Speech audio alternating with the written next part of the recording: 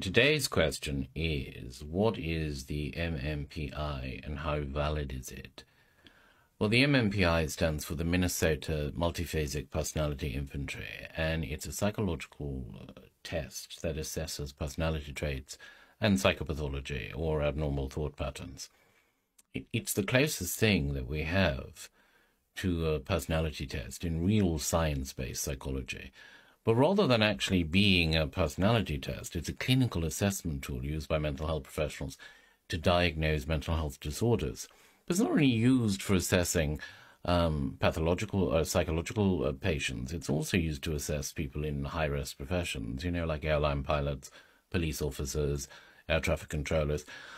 It's also used for people working in the nuclear power industry, I believe, but I'm not 100% sure on that one.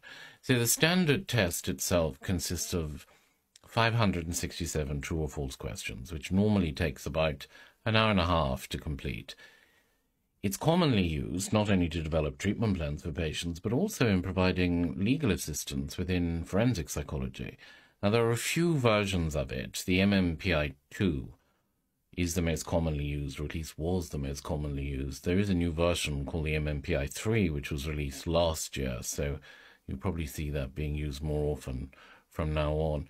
It's widely accepted as the standard to measure personality and psychopathology, and it is the most researched clinical assessment tool that is employed by mental health professionals. But it has to be interpreted by a professional. As in, it certainly shouldn't be administered by, random life coaches or HR managers the way that the pseudoscientific tests such as MBTI and DISC are. Another question I get asked regularly is about the Big Five, so I'll answer that in another video. But for now, that's the MMPI. Is it valid? Yes, it is, absolutely.